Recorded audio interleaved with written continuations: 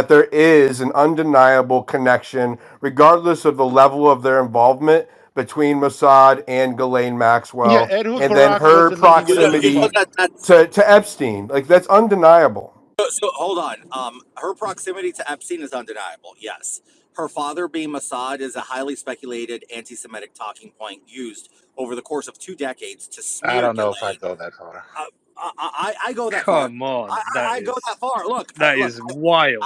That I'm is going to. wild. You I'm calling going to. anti-Semitic? Let him finish. Let him finish. I'm just gonna go. I'm just gonna be very, very clear that I've come to this own conclusion of mine through research that when some people, some groups define that everything leads to Mossad and Mossad is the end and the burden of everything around us, I've learned very, very much that it's easier to walk away because I cannot I list some say of the that with things that are conviction. referenced, so that I don't know. I don't Yeah, know go too ahead, much about it. Tupa. Give us the facts. All right, so Seymour Hersh is reporting. He's a Pulitzer Prize winning journalist. He wrote that Maxwell had been working with Mossad for years, although his claims have been disputed. There's a book, Robert Maxwell, Israel's Super Spy by Gordon Thomas. And this claims that Maxwell was deliberately recruited by Israeli intelligence in the 1960s. Maxwell's funeral in Israel. So he received an unusually high profile funeral attended by multiple Israeli government officials, including then Prime Minister Shamir, who and several past and serving heads of Israeli intelligence. His access to sensitive information. As a media mogul, Maxwell had connections to powerful people and potential access to information that would be valuable to intelligence services. The circumstances surrounding his death are weird. The mysterious nature of his death, falling from his yacht, has fueled speculation, with some suggesting it was connected to his alleged intelligence work. Israeli statements. There's also photos of him in Europe amongst known Mossad So operators. Yeah. real So quick. there's just two more points. These are the last two, Oh, go and ahead. these are I think these are the only real known ones. Former Mossad officer Victor Ostrovsky claimed in his book that Maxwell had previous connections with Israeli intelligence, and then there's just Maxwell's background as a Czechoslovakian-born Jew who lost family in the Holocaust. Some argue he had personal motivations to assist Israel. These are circumstantial, but that's exactly. But that's what. So Say. just real quick, Tupac. So Tupa, yeah, just you're to good. Tupac. Sorry, just to I'm sorry. I'm reading what's abbreviated on my screen. I felt uncomfortable saying that as You're much good, as brother. you You're good. corrected me. Just go ahead. So my entire point is all of his unconfirmed and corroborated, and just as far as the high profile state funeral he received, every prominent Jew of any worthiness, and I hate using that word, but like a mogul titan of industry receives the same treatment in Israel. Just to clarify that fact, Israelis are very good in honoring their notable Jewish, fallen ones. So that's not atypical. I'm just trying to debunk stuff with facts here. Okay.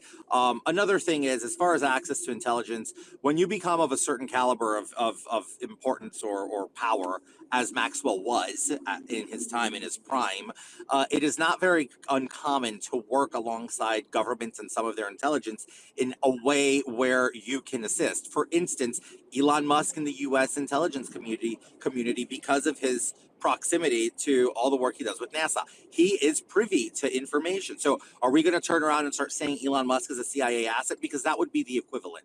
Without proof and reason beyond proof beyond reasonable doubt, you can't say that it is with certainty. Those are fighting words. Her father was Mossad. That's why I There's interrupted okay. you. That's That's the fine. point I That's was trying to fair. make. But there's a lot of supporting When they evidence. declassify the Ian, files Ian, like we Ian, want, Ian is Osby. trying to chime in. Go ahead, Ian. I called on you first. Yeah, I just want to point out that you are kind of straw manning the argument. Anytime that you're talking about covert operations, they are designed to be plausibly deniable. You inherently have to understand that speculation is part of the game when you're trying to uncover large covert operations. Like you could make similar arguments about Jeffrey Epstein, But when you look at the totality of the evidence, which it sounds like you have not, seeing as you have not read the sources that Tupa was just citing, you've not even read One Nation Under Blackmail, it sounds like, is so it's like it's a bad faith interfacing with the evidence, and the evidence is extremely overwhelming that all of his like contacts, all the people that he was collaborating with, they all were involved with Israel and other very prominent Zionist and Jewish assets. And so, Ian, are you suggesting that I'm speaking out of ignorance, that you don't think I was privy to information? have you read the books that Tupa just Yeah. read? That Have you read One Nation Under Blackmail? I have not, and I So said that I would would be not. the And definition of making an argument while you're ignorant to the other side's opinions and to the information being cited. Like, do you know about Fine. not But just let's Ghislaine, ignore but about the the whole. other Let's sisters just of the ignore Hold the on, whole like hold on, former George, congressman who- George. He didn't interrupt you, I'm George. just gonna make a statement. Hold on. No, I know He he didn't. He didn't interrupt you, George. Let him finish. It's okay, but just let him land his plane, and then you can respond. Ian, go ahead. Probably I was just curious. He didn't interrupt me because I didn't make a pointed remark about his credibility here.